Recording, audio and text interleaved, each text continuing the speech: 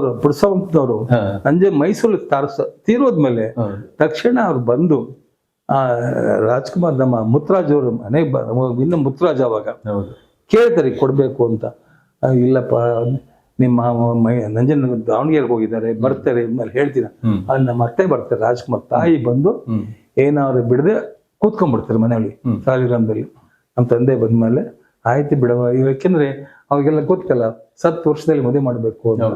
ಅದಕ್ಕೋಸ್ಕರ ನಂಜನಗೂಡಲ್ಲಿ ರಾಣಪ್ಪ ಚಿತ್ರದಲ್ಲಿ ಮದುವೆ ಮಾಡಿದ್ವಿ ನಾವು. ನೀವು ನಂಜನಗೂಡು ಅಂದ ಕೂಡ ನನಗೆ ಒಂದು ಘಟನೆ ನೆನಪಾಗುತ್ತೆ.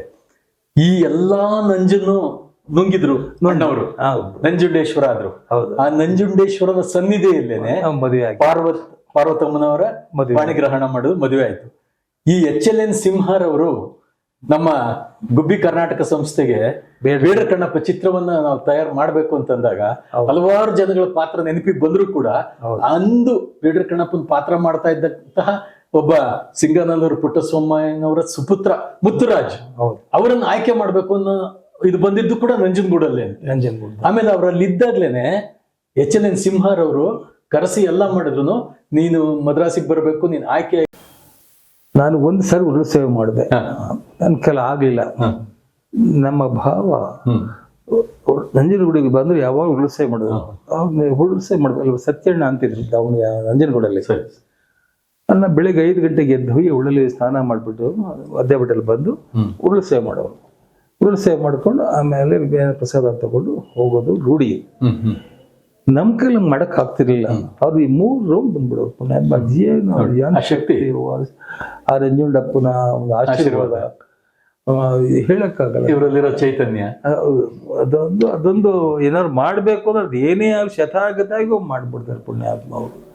ಅದು ನಾನು ಹೇಳಿದ್ನಲ್ಲ, ಅಲ್ಲೇ ನಾವು ನಂಜನಗೂಡಲ್ಲಿ ಇದ್ದಾಗಲೇ ನಮ್ಮ ಅಕ್ಕನ ಬಂದು ರಾಜ್ಕುಮಾರ್ ಅವರು ಸರಿ ತೋಟಿ ನಮ್ಮ ಅವ್ರಿಗೆ 9 ವರ್ಷ ನಾವು ನಾಟಕ ಮಾಡ್ಕೊಂಡ್ ಬರೋರು ಪುರುಸಮ್ಮಪ್ಪ. ನಾವು ಇಲ್ಲಿ ನಮ್ಮ ಮನೇಲಿ ಬಿಡೋರು, ಸಂಗೀತ ಹೇಳ್ಕೊಡಿ ನಮ್ಮ ತಂದೆಗೆ ಹಂಗಿದೆ ಹೇಳು. ನಮ್ಮ ಹೆಸರು ಮಗು ತುಟ್ಲು ತಗೋರು ಅಷ್ಟು ಬಿಡೋರು ಅಳ್ತಾ ಇದ್ವು. ನಮ್ಮ ತಾಯಿ ಬಂದು ಅದ್ಯಾಕ ಮುದ್ದಪ್ಪ ಗಿಂಡ್ಬಿಟ್ಟೇನೆ ಅತ್ತೆ ನಾ ಏನು ಮಾಡ್ಲಿಲ್ಲ ಅತ್ತೆ, ಅವಳೇ ಹೇಳ್ತೊಳಗಡತ್ತೆ ಅನ್ನೋರು. ಇದೊಂದು ಅಲ್ಲ, ಈಗ ಬೇರೆಯವ್ರು ಏನೇ ಕಂಡ್ರು ಏನೇ ಶರಣರು ಒಂದು ಮಾತು ಹೇಳ್ತಾರೆ ಅಣ್ಣವ್ರೆ, ಸತಿಪತಿಗಳು ಒಂದಾದ ಭಕ್ತಿ ಹಿತವಾಗಿ ಪುದು ಶಿವಂಗೆ ಶರಣ ಸತಿ ಲಿಂಗಪತಿ ಅನ್ನೋದು ಒಂದು ಶರಣರ ಸಂಪ್ರದಾಯಕ್ಕೆ ಬಂದಿದೆ. ಅಂದ್ರೆ ಸತಿ ಮತ್ತು ಪತಿ ಇಬ್ರು ಕೂಡ ಭಗವಂತನ ಒಂದು ಪ್ರೀತಿಗೆ ಸಮರ್ಪಣೆ ಮಾಡಿದಾಗ ಅವು ನಿಜವಾದ ಒಂದು ಭಕ್ತಿಯ ಒಂದು ಪರಿಪೂರ್ಣತೆ ಅರ್ಥ ಬರುತ್ತೆ ಅಂತ. ಗಂಡನನ್ನ ಅರಿತು ಹೆಂಡತಿಯನ್ನ ಅರಿತು ಎಲ್ಲರೂ ಕೂಡ ದೈವಭಕ್ತಿ, ಕುಟುಂಬದ ಎಲ್ಲರಿಗೂ ದೈವಭಕ್ತಿ ಅಷ್ಟೇ ಇತ್ತ ಅಂತ ನೀವು ಅವರ ಸಹೋದರನಾಗಿ ನಾನು ಕೇಳ. ಒಂದ್ ದಿವಸ ಹೇಳ್ತೀನಿ, ಹೇಳಿ. ನಮ್ಮಕ್ಕ ಬರೀ ರಾಜ್ಕುಮಾರ್ ಹೆಂಡತಿ ಆಗಿರ್ಲಿಲ್ಲ,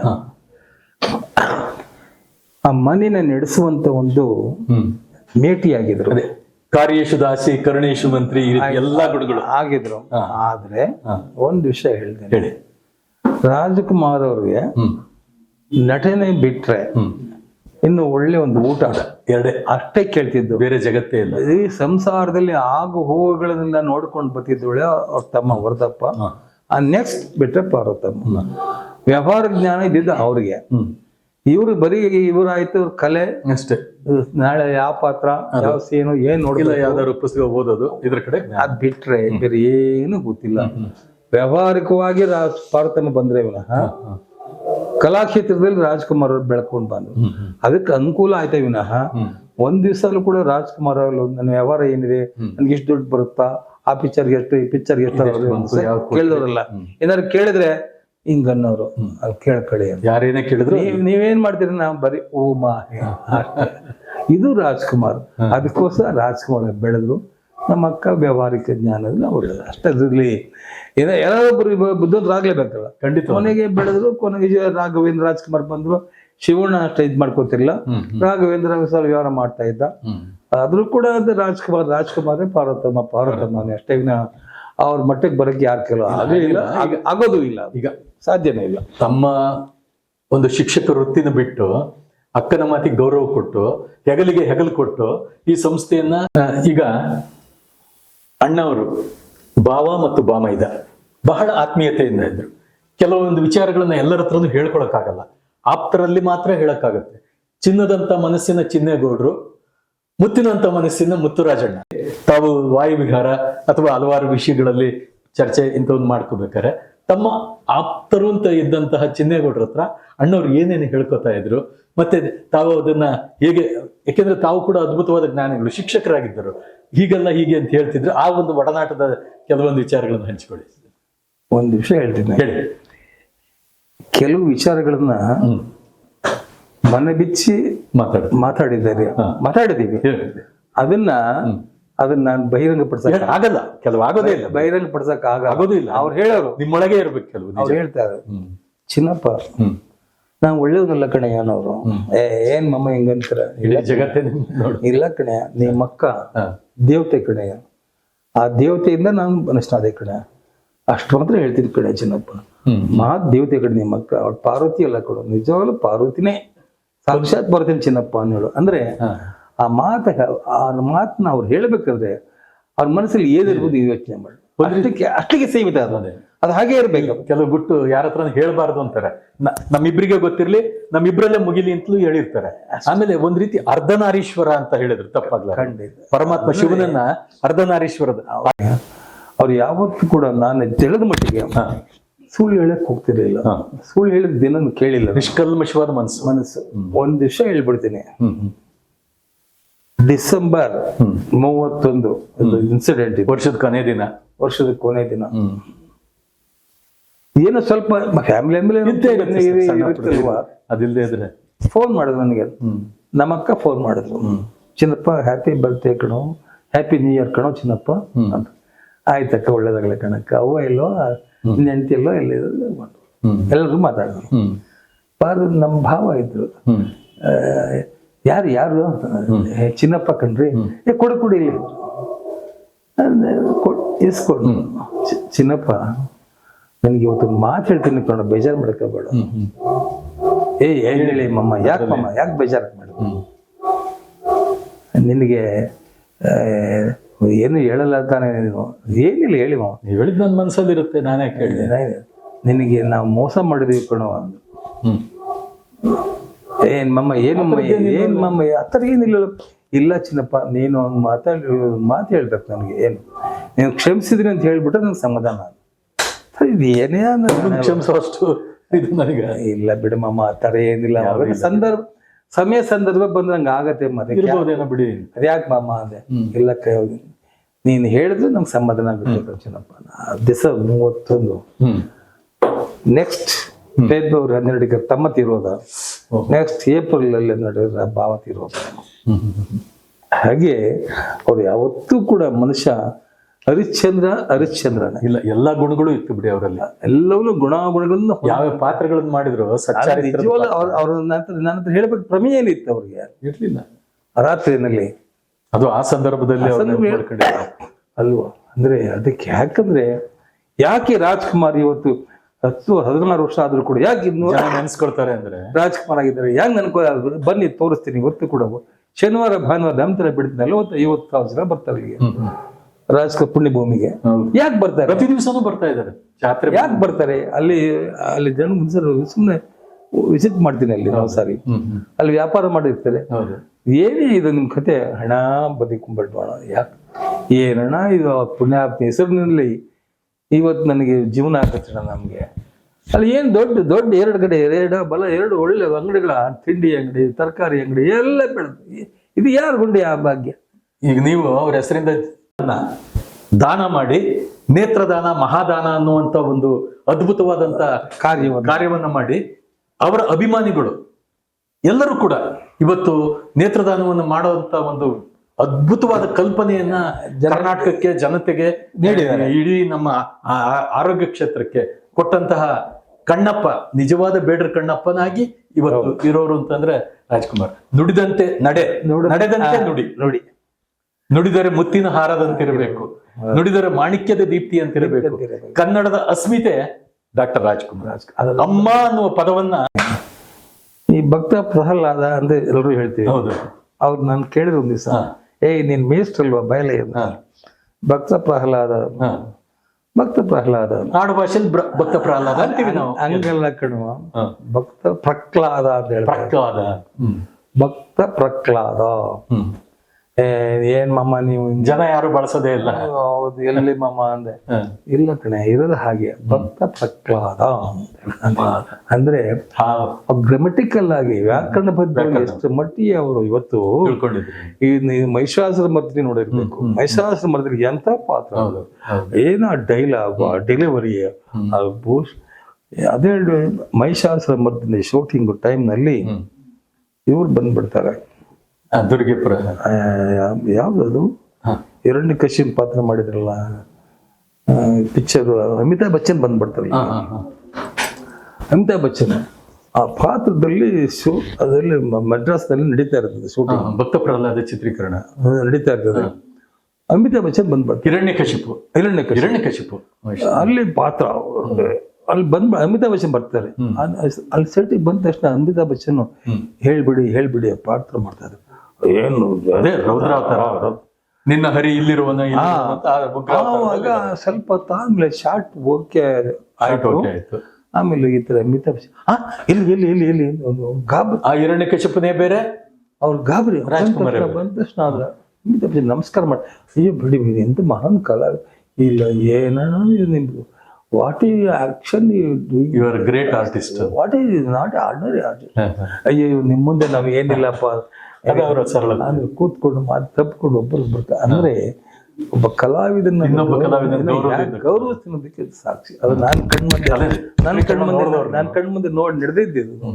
ಹಾಗೆ ಅದಕ್ಕೆ ಈಗ ಫಾರ್ ಎಕ್ಸಾಂಪಲ್ ಬೇರೆ ವಿಷಯ ಎಷ್ಟು ಮಾತಾಡಕ್ಕಾಗತ್ತೆ? ಇಲ್ಲ. ಈ ರಾಜ್ಕುಮಾರ್ ವಿಷಯವಾದ್ರೆ ನೀವು ಕೇಳ್ತಾರೆ, ನಾನು ಹೇಳ್ತೀನಿ, ನೀವು ಹೇಳ್ತಾ ಇದ್ರೆ ನಾವು ಮಾಡ್ಕೊಂಡು ಸರ್. ಸಮುದ್ರ ಇದು ಎಷ್ಟು ಬಗೆದ್ರದ್ದು ಬೊಗಸೆ ಅಷ್ಟೇ. ಈ ಕರ್ನಾಟಕದ ಇನ್ಯಾರ ಹೆಸರು ಹೇಳಕ್ಕಾಗಲ್ಲ. ಅವ್ರ ಸಾಧನೆಯಲ್ಲಿ ನಾವೊಂದು ಬೊಗಸೆ ಅಷ್ಟೇ ಯಾರತ್ತೂ ಹೇಳಕ್ಕಾಗಲ್ಲ. ಈಗ ಆಕ್ಟಿಂಗ್ ಆಗ್ಲಿ, ಕಲೆ ಆಗ್ಲಿ, ಗಾಯಕರಾಗ್ಲಿ, ಯಾವ ಸಂಗೀತ ತಗೊಳ್ಳಿ, ಶಾಸ್ತ್ರೀಯ, ಜಾನಪದ, ಸಿನಿಮಾ ಸಂಗೀತ ಎಲ್ಲವನ್ನೂ ತಗೊಳ್ಳಿ, ಯಾವ್ದು ಬೇಕಂತ. ಈಗ ಬಬ್ರುವಾಹನದಲ್ಲಿ ಹಾಡ್ತಾರಲ್ಲ, ಆರಾಧಿಸಿ ಮದನಾರಿ, ಎಲ್ಲ ನೋಡಕ್ಕಾಗತ್ತ? ಆಲಾಪನೆ ಮಾಡಕ್ಕಾಗತ್ತ? ಸಾಧ್ಯ ಇಲ್ಲ. ಯಾವ ಶಾಸ್ತ್ರೀಯ ನನಗೆ ಇಷ್ಟವಾಗಿದ್ದು ಬೇಡ್ರ ಕಣ್ಣಪ್ಪನೇ ಮೊದಲನೇ ಚಿತ್ರ. ಅದರಲ್ಲಿ ಭಕ್ತ ಬೇಡ್ರ ಕಣ್ಣಪ್ಪದಲ್ಲಿ ಏನೂ ಗೊತ್ತಿಲ್ಲದೆ ಬಂದಂತ ಮಾಡಿದಂತ ನೋಡದೇ ಇರೋ ವ್ಯಕ್ತಿ. ಅವಾಗ ಮರು ಕಟ್ಟಾಕ್ಬಿಡ್ತಾರೆ. ಹೌದೌದು, ಮರು ಕಟ್ಟಾಕ್ಬಿಡ್ತಾರಲ್ಲ. ಇಷ್ಟೊಂದು ಅಡ್ವಾನ್ಸ್ ಆಗಿರ್ಲಿಲ್ಲ, ಇರ್ಲಿಲ್ಲ, ಟೆಕ್ನಿಕಲಿ ಮರು ಕಟ್ಟಾಕ್ಬಿಡ್ತಾರೆ. ಬೆಳಿಗ್ಗೆ ಕಟ್ಟಾಕಿದ್ದನ್ನ ಹೌದು, ಬಿಚ್ಚಿದ ತಕ್ಷಣ ರಪ್ಪ ಬಿದ್ದಬಿಡ್ತಾರೆ ಕೆಳಗಡೆ. ಅಂದ್ರೆ ಬಿಸಿಲು, ಬೆಳಿಗ್ಗೆ ಕಟ್ಟಿ, ತಮಿಳ್ನಾಡಲ್ಲಿ ಬಿಸಿಲು ಹೆಂಗಿರ್ಬೋದು, ಬೆಳಿಗ್ಗೆ ಕಟ್ಟಿದ್ ಬಿಟ್ಟು ಊಟ ಇಲ್ಲ, ಏನಿಲ್ಲ, ಏನಾಗ್ಬೇಕು ಅದ. ಆಮೇಲೆ ತಕ್ಷಣ ನೀರಿಗೆ ಎಲ್ಲ ಹಾಕಿ ಮಾಡಿ ಎಬ್ಬಿಸ್ಕೊಳ್ಳೋದು. ಹಾಗೆ ಅಂದ್ರೆ ಅವರು ಕಲೆಗೆ, ಆಕ್ಟಿಂಗ್ಗೆ ಏನ್ ಗೌರವ ಕೊಡ್ತೀನಿ ಅದಕ್ಕೆ ಇದು ಸಾಕ್ಷಿ. ರಾಜ್ಕುಮಾರ್ ಶತಾಯುಷಿಗಳಾಗಬೇಕಾಗಿತ್ತು ಅಂತ ನನಗೆ ಅನಿಸ್ತಿದೆ. ನಿಮಗೂ ಆಸೆ, ಎಲ್ಲರಿಗೂ ಆಸೆ. ಕನ್ನಡದ ಏನ್ ಸಮಸ್ಯೆ? ನಿಮಗೂ ಆಸೆ, ನಮಗೂ ಆಸೆ ಅನ್ನುವಂಥದ್ದು ಎಲ್ಲರ ಆಸೆ ಇತ್ತು. ಕನ್ನಡ ತಾಯಿ ಆಶೀರ್ವಾದದಿಂದ ಅವರು 100 ವರ್ಷ ಬದುಕಿ ಇನ್ನೂ ಚಿತ್ರರಂಗವನ್ನ ಅದ್ಭುತವಾಗಿ ತಗೊಂಡೋಗ್ಬೇಕು ಅನ್ನೋ ಆಸೆಗಳು ಇತ್ತು. ಇದಕ್ಕೆ ನಾನು ಒಂದು ಚಿಕ್ಕ ಇದನ್ನು ಹೇಳ್ತೀನಿ. 1934 ಮಾರ್ಚ್ 3ನೇ ತಾರೀಕು ಪ್ರಪ್ರಥಮ ವಾಕ್ಚಿತ್ರ ಸತಿ ಸುಲೋಚನದಿಂದ 1954 ಬೇಡ್ರ ಕಣ್ಣಪ್ಪ ಬಿಡುಗಡೆ ಆಗುವವರೆಗೂ 10 ಚಿತ್ರಗಳು ಬಂದಿರುತ್ತೆ. 1954 ಬೇಡ್ರ ಕಣ್ಣಪ್ಪ ಬಿಡುಗಡೆಯಾದ ಹೇಳೋದ್ರಲ್ಲಿ ಹೇಳೋ ವಿಷಯ ಅರ್ಥಪೂರ್ಣವಾಗಿದೆ. ನಿಮ್ಗೇನು ಅನ್ಸುತ್ತೋ, ನಮ್ಗೇನು ಆಸಕ್ತಿಯ ಆಶಾ ಭಾವನೆ, ಅಭಿಮಾನ ಇದೆಯೋ, ನನಗೂ ಇದೆ. ಆದ್ರೆ ನಿಮ್ಮೆಲ್ಲರ ದೃಷ್ಟಿ ಒಂದಾದ್ರೆ ಅವನ ದೃಷ್ಟಿ, ಭಗವನ ದೃಷ್ಟಿನೇ ಬೇರೆ ಇರುತ್ತೆ. ಆ ಭಗವನ ದೃಷ್ಟಿ ಇದೆಯಲ್ಲ, ಅದಕ್ಕೆ ನಾವು ನೀವು ಹೊಣೆಯಲ್ಲ. ಈಗ ಹುಟ್ಟು ಅನ್ನೋದು ಆಕಸ್ಮಿಕ, ಸಾವು ಅನ್ನೋದು ನಿಶ್ಚಿತ. ನಿಮ್ಗೂ ಗೊತ್ತು, ನನಗೂ ಗೊತ್ತು. ಅದರಿಂದ ಹುಟ್ಟುತ್ತೀವಿ, ಸಾಯೋದಕ್ಕೆ 100 ಕಾರಣಗಳು ಕೊಡ್ತೇವೆ. ಅದರಿಂದ ಅದನ್ನ ಹಾಗೆ ಇದು ಬಿಡ್ಲಿ. ರಾಜ್ಕುಮಾರ್ ನಿಮ್ಮಂತ ರಾಜ್ಕುಮಾರ್ ಇವತ್ತು ಸ್ವರ್ಗದಲ್ಲಿದ್ದಾರೆ ಅಂತ ನಾವು ಹೇಳ್ತೀವಿ, ನೀವು ಹೇಳ್ತೀವಿ. ಏನಾಯ್ತು ಯಾಕಾಯ್ತು, ಅದು ಯಾವ್ದು ಬೇಡ ಬೇಡ ಬೇಡ ಅದು.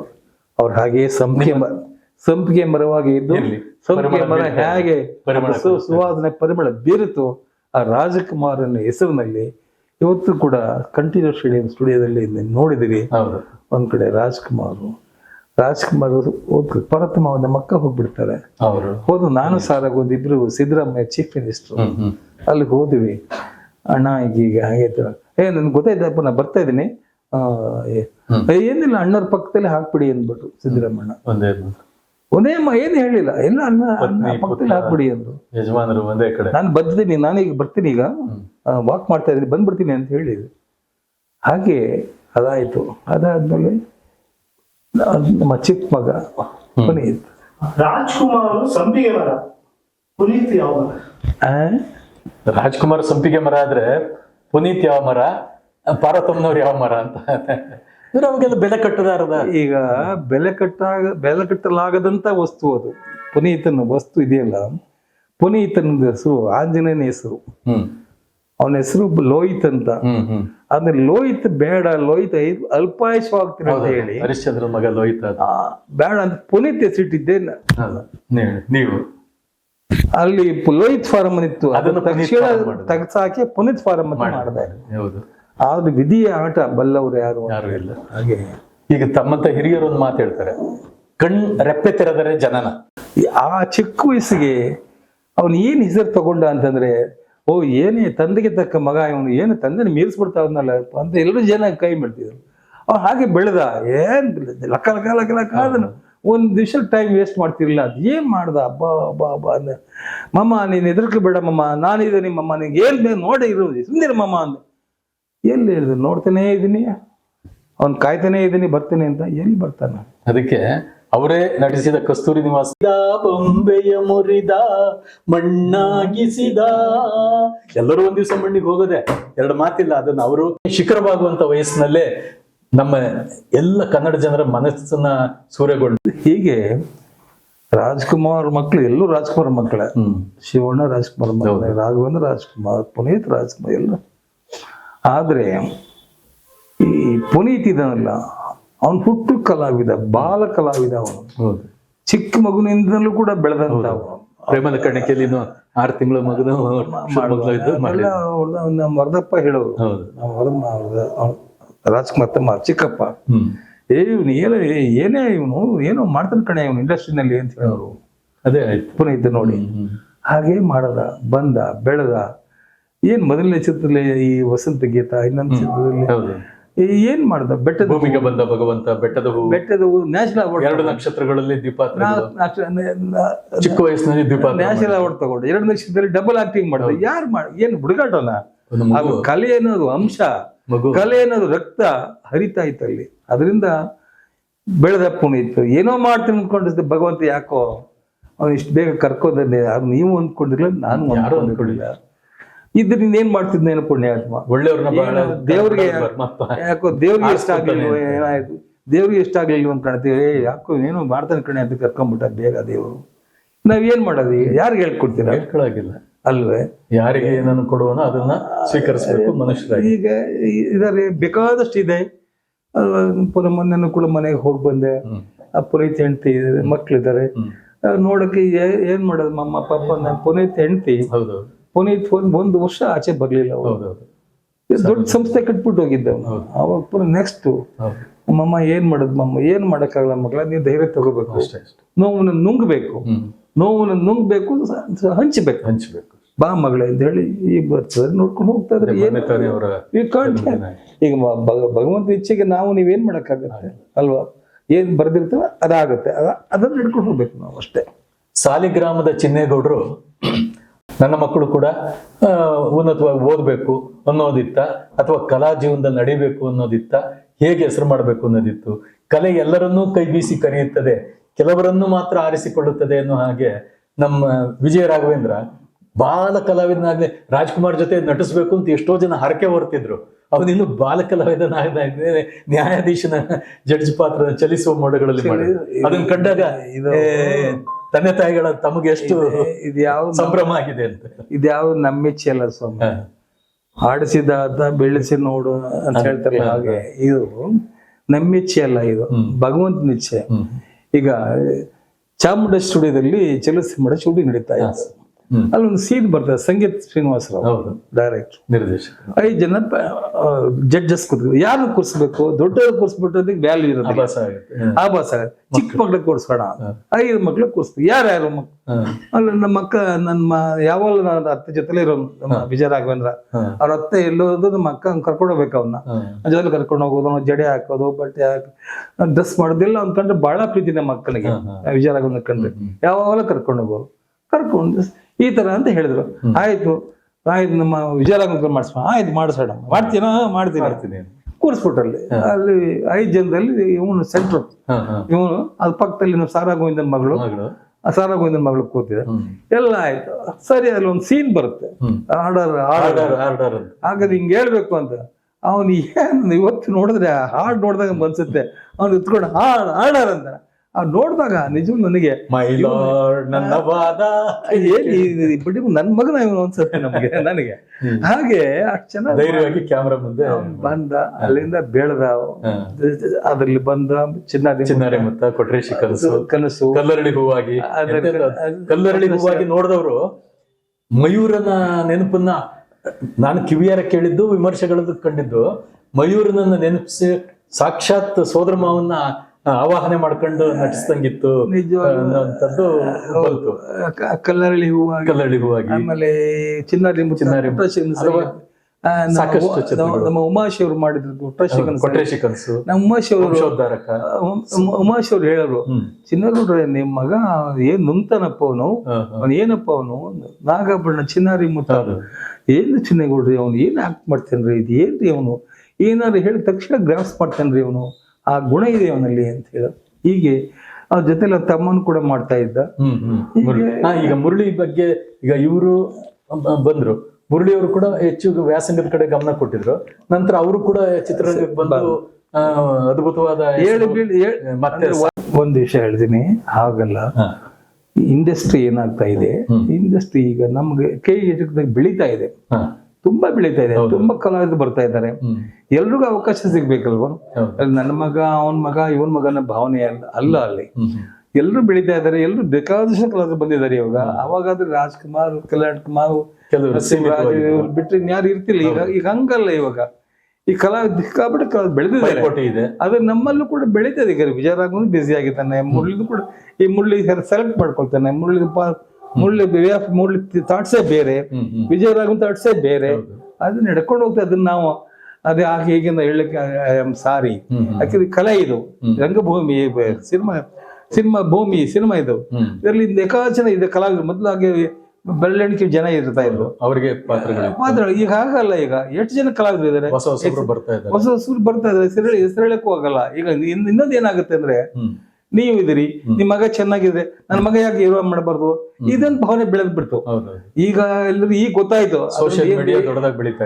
ಅದರಿಂದ ಏನ್ ತೊಂದರೆ ಆಗ್ತದೆ ಅಂತ ಹೇಳಿ. ಈಗ ಖರ್ಚು ಮಾಡ್ಕೊಂಡವ್ರು ಸುಮ್ನೆ ಆದ್ರು. ಈಗ ಬೇಡ ಕಲಾವಿದನೇ ಎಲ್ಲರೂ ಕಲಾವಿದಕ್ಕಾಗಲ್ಲ. ಆ ಕಲೆ ಅಂಶ ಇದ್ರೆ ಮಾತ್ರ ಕಲಾವಿದನ ಆಗ್ಬೋದು. ಇವನ ಅದು ಮಾಡಕ್ಕಾಗದ, ಅದು ಕಲಾವಿದ ಆಗ ಸಾಧ್ಯ ಇಲ್ಲ. ಅಂದ್ರೆ ಈಗ ಬೇಕಾದಷ್ಟು ಕಲಾವಿದರು ಬೆಳೆದಿದ್ದಾರೆ, ಎಲ್ಲರೂ ಇದ್ದಾರೆ. ಮತ್ತೆ ಕನ್ನಡ ಚಿತ್ರರಂಗ 90 ದಶಕಗಳನ್ನ ದಾಟ್ತಾ ಇದೆ. ರಾಷ್ಟ್ರೀಯ ಅಂತಾರಾಷ್ಟ್ರೀಯ ಮಟ್ಟದ ಪ್ರಶಸ್ತಿ